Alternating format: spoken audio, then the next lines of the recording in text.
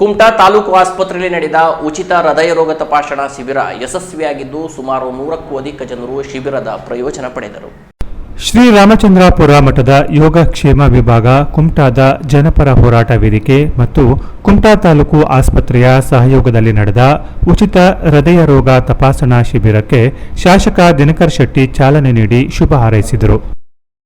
ಕುಮಟಾ ಜನಪರ ಹೋರಾಟ ವೇದಿಕೆಯ ಸಂಸ್ಥಾಪಕ ಅಧ್ಯಕ್ಷರಾದ ಎಂಜಿ ಭಟ್ ಮಾತನಾಡಿ, ರಾಜ್ಯದಲ್ಲಿಯೇ ಪ್ರಸಿದ್ಧಿ ಗಳಿಸಿರುವ ಖ್ಯಾತ ಹೃದಯ ರೋಗ ತಜ್ಞರಾದ ಡಾಕ್ಟರ್ ಸುಬ್ರಹ್ಮಣ್ಯ ಅವರು ಈ ಶಿಬಿರದಲ್ಲಿ ತಪಾಸಣೆ ನಡೆಸುತ್ತಿರುವುದು ನಮ್ಮ ಪುಣ್ಯ. ಇಂಥ ವೈದ್ಯರ ಸಲಹೆ ಸೂಚನೆ ನಮ್ಮ ಕುಮಟಾ ಜನತೆಗೆ ಸಿಗಲಿ ಎಂದು ಈ ಶಿಬಿರವನ್ನು ಸಂಘಟಿಸಿದ್ದೇವೆ. ಜನರು ಇದರ ಪ್ರಯೋಜನ ಪಡೆಯುವಂತೆ ಕರೆ ನೀಡಿದರು. ಇಲ್ಲಿ ಸರಿಯಾದ ವ್ಯವಸ್ಥೆ ಇಲ್ಲಿರೋದ್ರಿಂದ ಮಂಗಳೂರಿಗೆ ಕಳಿಸೋದು ಮಾಡೋದು ಈ ರೀತಿಯಾದ ವ್ಯವಸ್ಥೆ ಇದೆ. ಅದರಲ್ಲೂ ಆ ಒಂದು ಹೃದಯ ರೋಗದಲ್ಲಿ ನಿಷ್ಣಾತರಾದಂತಹ ವೈದ್ಯರ ಕೊರತೆ ನಮ್ಮ ಕುಮಟಾದಲ್ಲಿದೆ. ಹಾರ್ಟ್ ಸ್ಪೆಷಲಿಸ್ಟ್ ಬಹಳ ಜನ ಇದ್ದಾರೆ. ನಮ್ಮ ಶ್ರೀನಿವಾಸ್ ನಾಯ್ಕ ಅಂತೂ ಆಲ್ರೌಂಡರ್ ಅವರು, ಎಲ್ಲದನ್ನು ಪರೀಕ್ಷೆ ಮಾಡ್ತಾರೆ, ಡಯಾಗ್ನೋಸಿಸ್ ಕೂಡ ಅಷ್ಟೇ ಅದ್ಭುತ ಮಾಡ್ತಾರೆ. ಆದರೂ ಕೂಡ ಎಲ್ಲ ಒಂದ್ ಕಡೆಗೆ ಆ ಪರ್ಟಿಕ್ಯುಲರ್ ಹೃದಯಕ್ಕೆ ಸಂಬಂಧಪಟ್ಟಂತ ನಿಷ್ಣಾತರೊಬ್ಬರು ಬೇಕಾಗಿತ್ತು. ಇನ್ನೂ ವಿಶೇಷ ಅಂತಂದ್ರೆ ಡಾಕ್ಟರ್ ರವಿ ಸುಬ್ರಹ್ಮಣ್ಯಂ ಸ್ವಾಮಿ ಅವರು ನಮ್ಮ ಶ್ರೀನಿವಾಸ್ ನಾಯ್ಕರ ಅತ್ಯಂತ ಆತ್ಮೀಯರು. ಅವರ ಒತ್ತಾಯದ ಮೇರೆಗೆ, ಅವರ ಒಂದು ಕರೆಯಕ್ಕೆ ಅವರು ಇವತ್ತು ಬಂದಿದ್ದಾರೆ. ನಾವು ಪ್ರಯತ್ನ ಮಾಡ್ತಾ ಇದ್ವಿ. ಜೊತೆಗೆ ಯಾವ ಶ್ರೀನಿವಾಸ್ ನಾಯ್ಕರು ಸರ್ ಬರಬೇಕು ಅಂತ ಅವರನ್ನ ಹೇಳಿದ್ರು, ತಕ್ಷಣ ಒಪ್ಕೊಂಡು ಬಂದಿದ್ದಾರೆ. ನಮ್ದು ಸೌಭಾಗ್ಯ ಅದು. ಹಾಗಾಗಿ ಇಂತಹ ಒಂದು ಹೃದಯಕ್ಕೆ ಸಂಬಂಧಪಟ್ಟಂತ ಈ ಒಂದು ವಿಚಾರದಲ್ಲಿ ಅತ್ಯಂತ ನಿಷ್ಣಾತರೊಬ್ಬರು ಕುಮಟಕ್ಕೆ ಬೇಕಾಗುವಂತ ಒಂದು ವಿಚಾರಗಳನ್ನು ತಲೆಯಲ್ಲಿ ಬಂದಾಗ ನಾವು ಶ್ರೀನಿವಾಸ ನಾಯ್ಕರನ್ನು ಸಂಪರ್ಕ ಮಾಡಿದಾಗ ಸುಬ್ರಹ್ಮಣ್ಯ ಸ್ವಾಮಿ ಅವರು ಕಳಿಸಿದ್ದಾರೆ. ಇದರ ಉಪಯೋಗ ನಮ್ಮೆಲ್ಲ ಕುಮಟಾ ಜನರಿಗಾಗಲಿ, ಎಲ್ಲರಿಗೂ ಆಗಲಿ ಒಳ್ಳೆದ.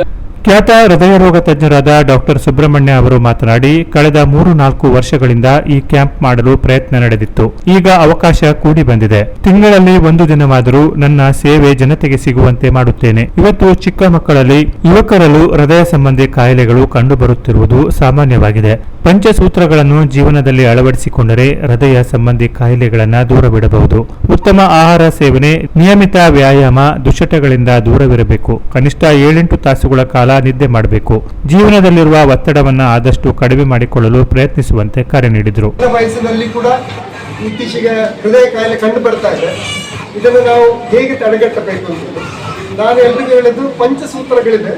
ಈ ಎಲ್ಲ ಸೂತ್ರಗಳನ್ನು ನಮ್ಮ ಜೀವನದಲ್ಲಿ ಅಳವಡಿಸಿಕೊಂಡಲ್ಲಿ ಇದನ್ನು ನಾವು ಖಂಡಿತವಾಗಿ ತಡೆಗಟ್ಟಬಹುದು.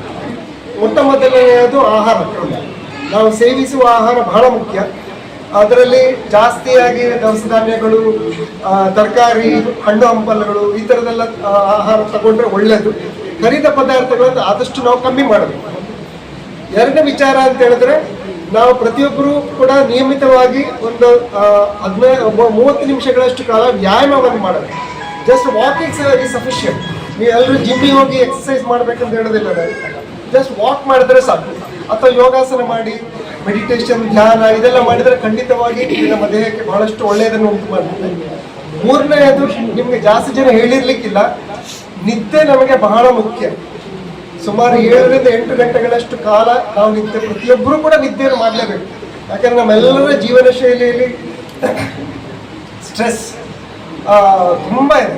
ಪ್ರತಿಯೊಬ್ಬರಿಗೂ ಕೂಡ ಇದೆ. ಸಣ್ಣ ಮಕ್ಕಳಿಂದ ಹಿಡಿದು ದೊಡ್ಡವರಲ್ಲಿ ಕೂಡ ಎಲ್ಲರಿಗೂ ಸ್ಟ್ರೆಸ್ ಇದೆ. ಅದರಿಂದ ಶರೀರಕ್ಕೆ ಒಂದು ಆರಾಮ ಸಿಗುವುದಂದ್ರೆ ಬ್ರೈನಿಗೆ ಕೂಡ ಒಂದು ಆರಾಮ ಸಿಗಬೇಕು. ಅದರಿಂದ ನಿದ್ದೆ ಪ್ರತಿಯೊಬ್ಬರು ಕೂಡ 7-8 ಗಂಟೆಗಳಷ್ಟು ಕಾಲ ನಿದ್ದೆಯನ್ನು ಮಾಡಬೇಕು. ಮೂರನೇದು ಅಂತ ಹೇಳಿದ್ರೆ, ನಮ್ಮಲ್ಲಿ ಸುಮಾರು ಬೇರೆ ಬೇರೆ ಥರದ ಒಂದು ದುಶ್ಚಟಗಳಿರ್ತದೆ. ಧೂಮಪಾನ ಇರ್ಬೋದು, ಮದ್ಯಪಾನ ಇರ್ಬೋದು, ಇದಲ್ಲದೆ ಬೇರೆ ಥರದ ಕೆಲವು ವ್ಯಸನಗಳೆಲ್ಲ ಇರ್ಬೋದು. ಈ ತಂಬಾಕು ಸೇವನೆ ಯಾವ ರೂಪದಲ್ಲಾದರೂ ಕೂಡ ನಮ್ಮ ದೇಹಕ್ಕೆ ಒಳ್ಳೆಯದಲ್ಲ. ಅದು ಪಾನ್ ಹಾಕೋದಿರ್ಬೋದು, ಸಿಗರೇಟ್, ಬೀಡಿ ಸೇದಿರ್ಬೋದು, ನಶೆ ಸೇದಿರ್ಬೋದು, ಯಾವ ರೀತಿಯಲ್ಲಿ ತಗೊಂಡ್ರು ಕೂಡ ಅದು ದೇಹಕ್ಕೆ ಒಳ್ಳೆಯದಲ್ಲ. ಕ್ಯಾನ್ಸರ್ ಅಲ್ಲದೆ ಹಾರ್ಟಿಗೆ ಪ್ರಾಬ್ಲಮ್ ಬರ್ಬೋದು, ಲಂಗಿದ್ದು ಕ್ಯಾನ್ಸರ್ ಬರ್ಬೋದು, ಬೇರೆ ಬೇರೆ ಥರದ ಅದು ದೇಹದ ಮೇಲೆ ಬೇರೆ ಬೇರೆ ಥರದ ದುಷ್ಪರಿಣಾಮಗಳನ್ನು ಉಂಟು ಮಾಡ್ತದೆ. ಅದೇ ಥರ ಮದ್ಯಪಾನ ಕೂಡ ಅಷ್ಟೇ, ಅದು ಒಳ್ಳೆಯದಲ್ಲ. ಇದನ್ನೆಲ್ಲ ನಾವು ಅದು ಸಂಪೂರ್ಣವಾಗಿ ಇದರಿಂದ ದೂರ ಇರಬೇಕು ನಾವು.